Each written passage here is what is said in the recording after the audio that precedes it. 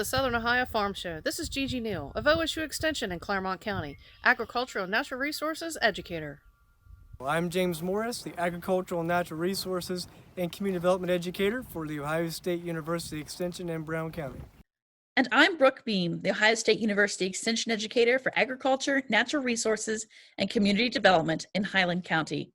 And we will be your hosts for the Southern Ohio Farm Show. Good morning, and welcome to the Southern Ohio Farm Show. Today we will begin with a weather report. Over the next week, we can expect highs in the 80s and upper 70s, with lows in the 60s. Showers are likely later in the week. The weekend and early next week appears to be great planting weather, as there are several sunny days in the forecast through mid-next week. James, what can you tell us about the Coronavirus Food Assistance Program? For today's market overview, we're going to be providing an update on the Coronavirus Food Assistance Program. So as we take a look here, USDA announced last week that they would begin accepting applications on May 26th of 2020. So that's this Tuesday. So applications are now open. You can also see that our farm office team here did a great job of providing a resource that includes all the information on eligible commodities and even some payment calculation examples. You can go to the link on the left side of the page here at go.osu.edu/CFAP2020.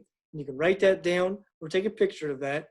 And you can put that right into your browser and go back and review this article and this fact sheet at any time to go over more details.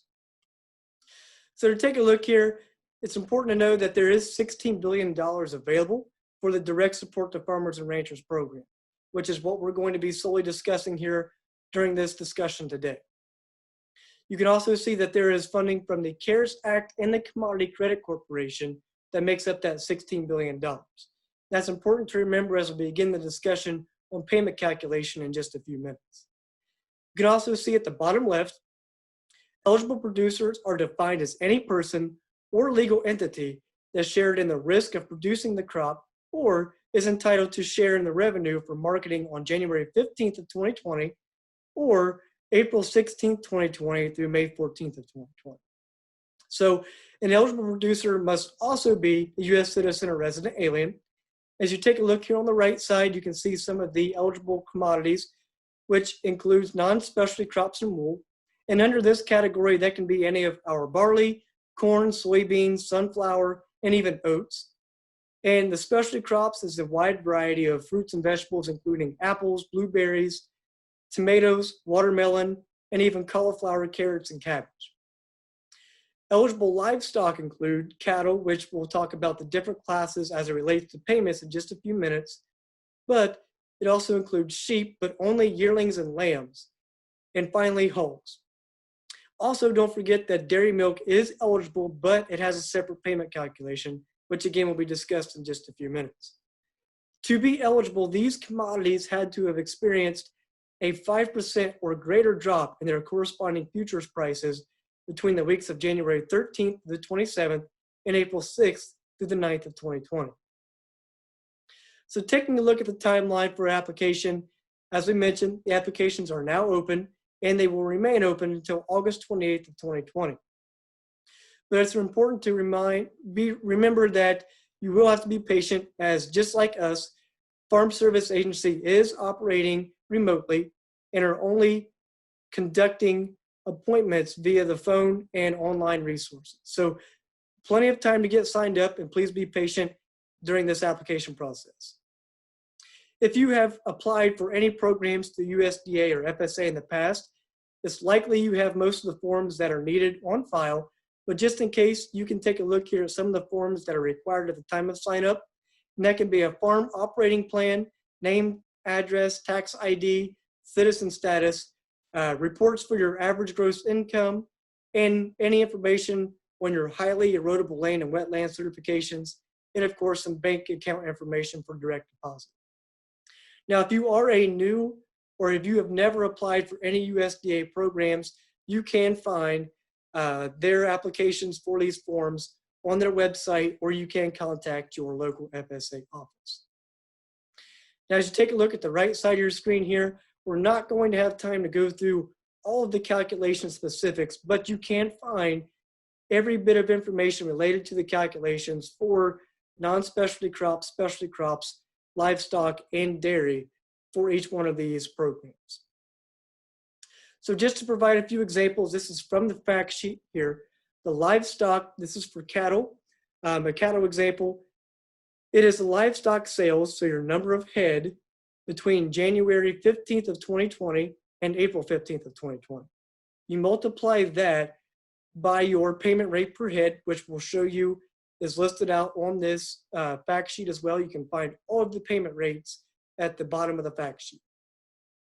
So the part 2 of this is the highest amount of your inventory, your number of head, on any day between April 16th of 2020 and May 14th of 2020. And you multiply that by the CCC payment rate. So there's 2 payment rates that you have to consider, one from the CARES Act, the CFAP payment rate, and one from the CCC payment rate, which is why I said it's important to know where the 2 sources of funding are coming from.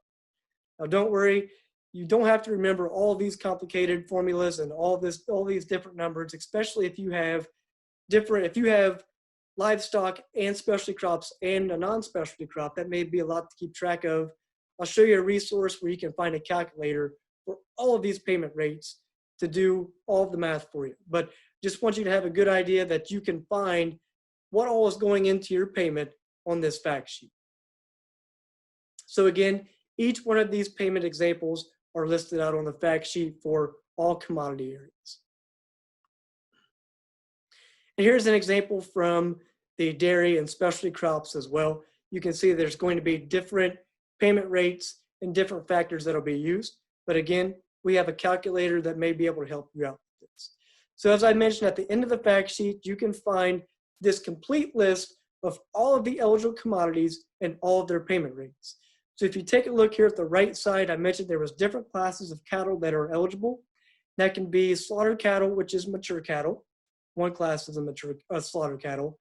Then slaughter cattle that are fed cattle. So we're talking about over 600 pounds here for the feeders, the next category, and under 600 pounds for the feeders have also different payment rates. And then there's a category for all other cattle. Now you can see on the far right column, no matter what the category or class of livestock for the cattle, it's going to be $33 per head for the CCC rate. Now also you can take a look at the CARES Act payment rate for slaughter cattle, mature cattle, is $92. Then you can take a look at the feeder cattle of 600 pounds or more is $139. So depending on the class of cattle, the payment rate changes. It's also important to remember that the total amount of money that you calculate you will receive, 80% of that will be paid on the first round, and then 20% of that will be paid at a later rate. So if you go to farmers.gov/CFAP, all of those payment rates, all of those calculations, you don't have to worry about calculating that yourself. You can put in your state, county, your producer name, address, state, and zip. And you can go through, as you can see here is one example of the dairy production information. You put in all of your information related to your commodity and your eligible commodity. And you can see there's going to be available, that is going to be available for non-specialty crop and wool, specialty crops, and all other eligible commodities as well. You just put in your production information and any other information that it requires you to put in. You can hit the print side on the left side there, and it'll pull up the form that you have to provide to FSA, and you can have that information all ready for them. That way it makes it a little bit easier for us to work remotely. Now, there are going to be some documentations that are required for you to report to FSA, and FSA offices will be able to provide you with more information for that, or you can refer back to our fact sheet at go.osu.edu/CFAP2020. In October, I had the opportunity to travel to Ireland with the National Association of County Agricultural Agents to learn about international agriculture and rural tourism. Several counties in our region are uniquely situated near several Native American burial sites, such as Serpent Mound, Fort Ancient, and the Hopewell Culture National Historical Park. There are ongoing efforts to get these sites on the UNESCO World Heritage Sites list.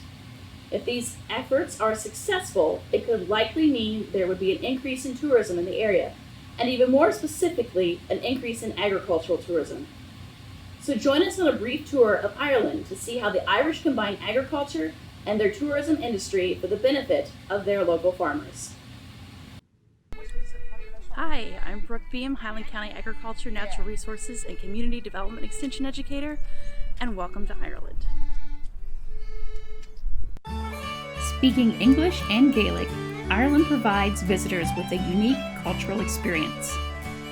The Emerald Isle is known for its lush, green grass and rolling landscapes.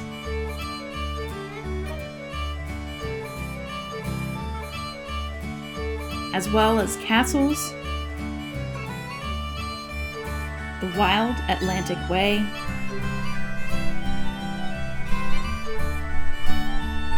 and of course, rainbows.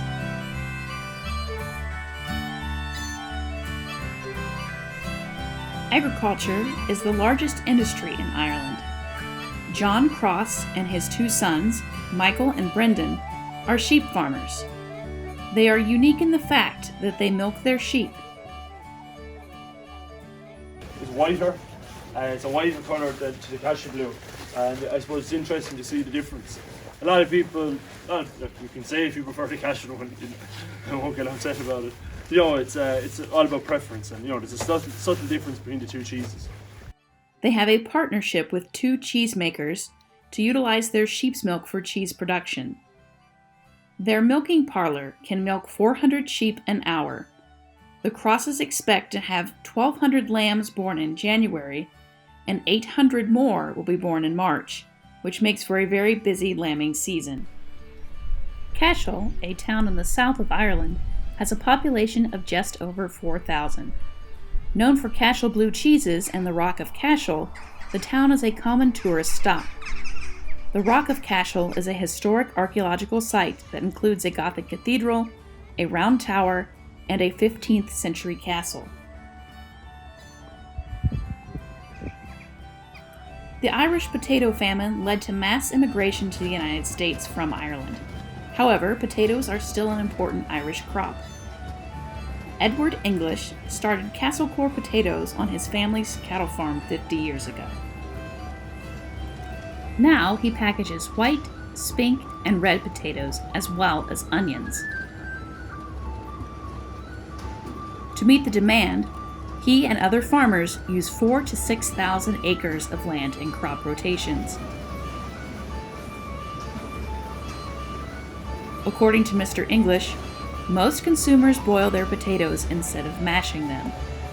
He also stated that the most challenging thing about his industry was access to buildings and land to operate the business.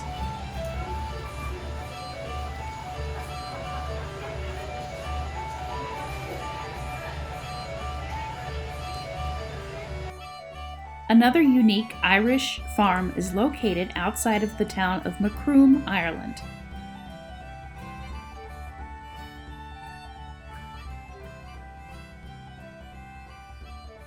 Johnny and Geraldine Lynch utilized their 150-acre farm to raise water buffalo from Asia. Since 2009, they have produced buffalo cheese. Their business has grown to have their own cheese plant on site, as well as the production of several kinds of award-winning cheeses. Cheeses made from buffalo milk at the Macroom Buffalo Farm include ricotta, mozzarella, halloumi, and feta.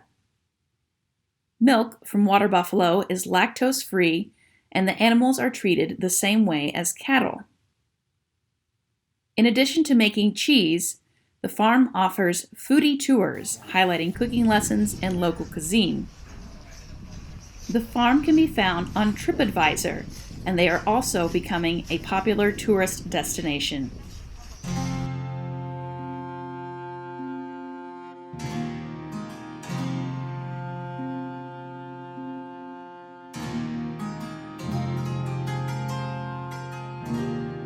The Nicholson family farm is located in County Cork, Ireland. Bill and Niall Nicholson are third generation on their family's farm near the Cork Harbour. These guys behind us are the group of our heaviest weanling bulls. They're weaned with about 6 weeks now at this stage. We wean the cows after we finish up with harvest, about 2 or 3 weeks after that. We put the cows out to a stubble field and we put these guys inside. They've just got brought in again this morning because we're starting to run short on grass now. Our season is beginning to slow down. And not only that, but we had 3 inches of rain yesterday fell, and 2 inches of that fell in 1 hour yesterday. So we had very heavy downpours yesterday. Luckily, we were inside working, so we didn't get too wet. But ground conditions are starting to deteriorate now, so we'd rather save the grass quality that's there now. These guys, what we'll be doing with them, they just got brought in this morning. They're perfectly settled, as you can see. They'll be going out again tomorrow morning to grass. We'll do that for about a week. We'll let them out by day and in by night is what the plan is. We just took them in this morning because we wanted to save the field above. Growing concerns over Brexit have the Nicholsons considering changing their operation from beef production to dairy production, a decision that could cost up to €1 million. Unlike dairy production in Ireland, there is no co-op for beef production, and export tariffs are a concern. The view from the farm provides both an urban and rural perspective of Cork. Dairy production in Ireland is by far the largest sector of the agricultural industry. The extension educators in Ireland are known as agricultural advisors. There are 120 total agricultural advisors in Ireland, and 40% of which are devoted entirely to dairy production.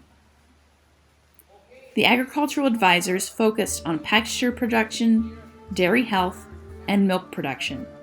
Additionally, they helped found the Kerry Agricultural Products Company, which includes the Kerrygold butter brand.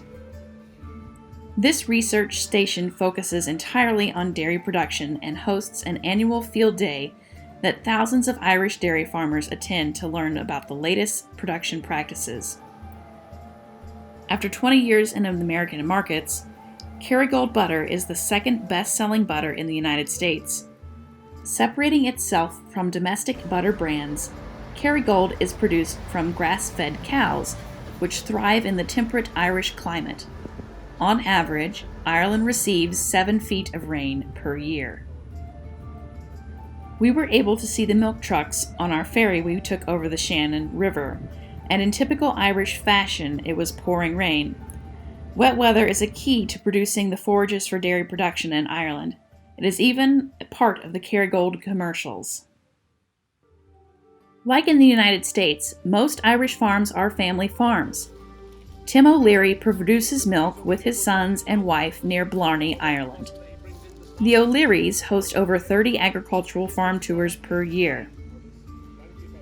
Their farm is one of the Kerrygold butter producing farms. Mrs. O'Leary treats visitors to homemade scones, jam, and of course, her family's Kerrygold butter from their dairy.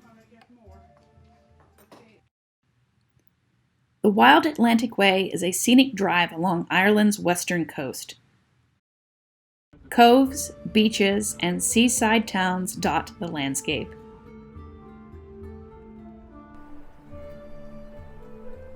The cliffs of Moher rise over 700 feet above the Atlantic Ocean for a span of 5 miles. The cliffs are one of Ireland's largest tourism attractions. The Ring of Kerry is part of the Wild Atlantic Way. The trip around the Ring of Kerry is approximately 120 miles by car. Due to the windy, narrow roads nestled into the mountains, the drive can be quite adventurous.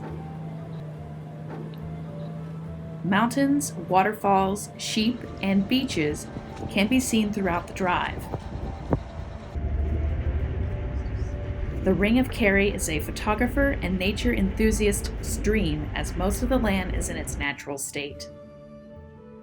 This part of Ireland is not known for quality agricultural land due to the rocky and mountainous landscape, making it a great place to graze sheep.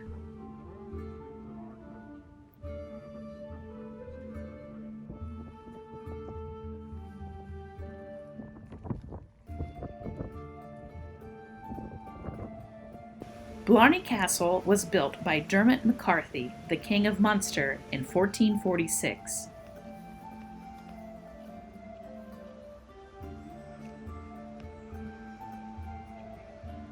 While there are many variations of the origins of the Blarney Stone, the word Blarney supposedly came from McCarthy's ability to delay Queen Elizabeth I's attempts to seize the castle. McCarthy was known to be talkative and convincing of the stories he told, of which Queen Elizabeth was said was complete Blarney. Thus, visitors to Blarney Castle who kiss the Blarney Stone are said to receive the gift of eloquence, or the gift of gab.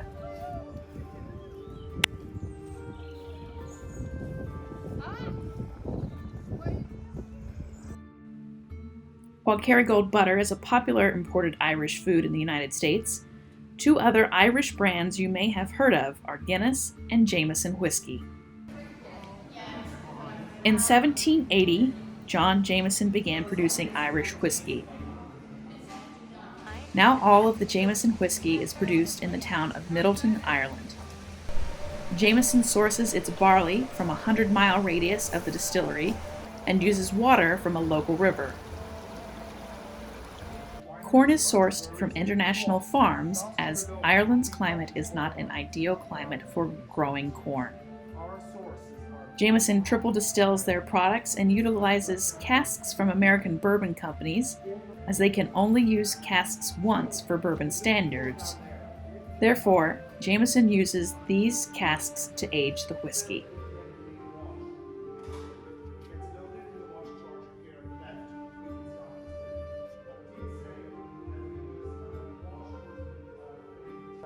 That at this stage now, this is like a deep dark red amber. It's more like an aged port or a burgundy or a Bordeaux.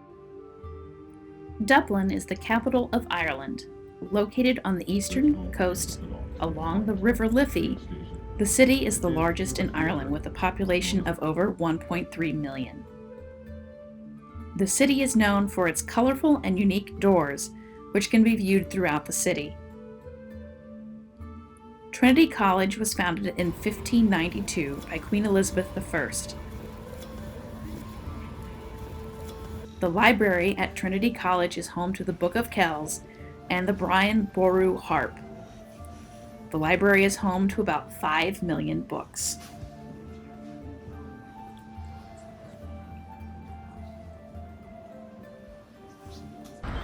Christ Church Cathedral is the oldest medieval cathedral in Dublin. It underwent extensive renovations in the Victorian era, but the renovations preserved the building. The cathedral contains the tomb of Strongbow, an Anglo-Norman nobleman famous in Irish history. Music is an important part of Irish culture.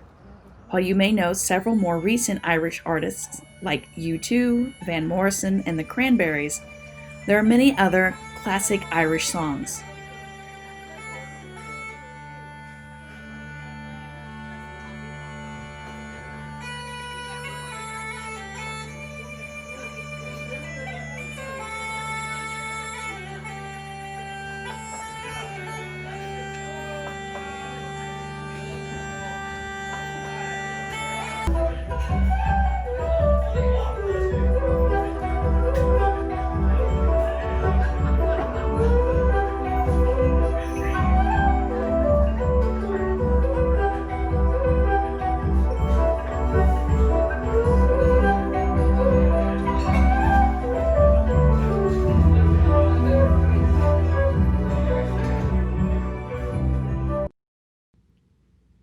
While Ireland's agriculture has many similarities and differences to American agriculture, as an island, they are very concerned with the environment, sustainability, and international trade.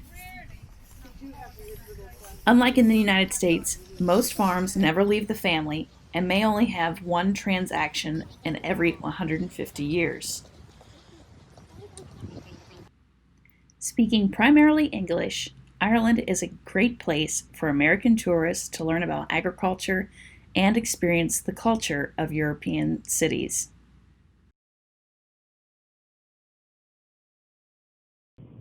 And now we'll turn the program over to Kelly Royalty for an update on her gardening project on STEM, science, technology, engineering, and math. Hello, everyone. My name is Kelly Royalty, and I'm a 4-H educator in Claremont County. And this is my helper, Kyler. And so if you were able to join us last week, hopefully you had a chance to start germinating seeds of your own. If you weren't able to join us, we are germinating seeds in sandwich baggies with water beads. So today we wanted to give you an update on what our seeds are looking like, as well as tell you a little bit about what you might be seeing with your seeds at home. So this is our seeds. So we just have them hanging in the window. As you can tell, it's not an overly sunny window. However, it's definitely capturing enough sunlight and heat that our baggie is acting like a greenhouse. You can kind of see the condensation that's built up in our baggie. So we were experimenting with sunflower seeds. We had not germinated them before, so we weren't sure what they were going to look like. There's definitely a difference, but they're certainly taking much longer than our bean seeds. So we wanted to provide you with a little information on what our bean seeds are looking like.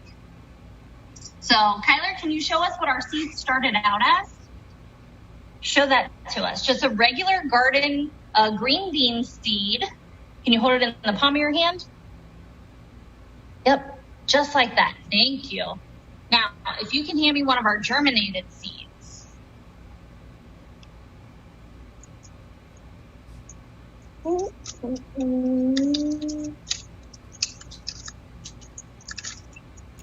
Give me one of them. All right. Coming off. Yep, it sure is. Oh, that's a good one. So on this one, you can see that this one has several roots that have already started. Kyler, can you point to the roots? Yep, those tan things, they're down at the bottom. And then you can see that the stem has started. So Kyler, can you point to the stem for me? Yep, that green piece right there. And then Kyler had mentioned that it's starting to come off. And what he was talking about was the seed coat. So as you can tell, that white outer coating is starting to come off from around the seed. And if you look at it from the top, you can tell that the seed has cracked open, and that's how the roots and the stem were able to pop out. So Kyler, if you will put that back in our bag. Thank you. Started coming out. Yep. And so what you'll probably see over the next week is more roots growing. So hopefully you'll see more roots. And so those actually help to anchor the plant into the ground, as well as to carry water and nutrients throughout the plant to help it grow. The other thing is the stem is going to continue to get longer. So over the next week, it's definitely going to get taller. And then the other thing that you're going to see are leaves. So the leaves will start to pop out within the next week or so.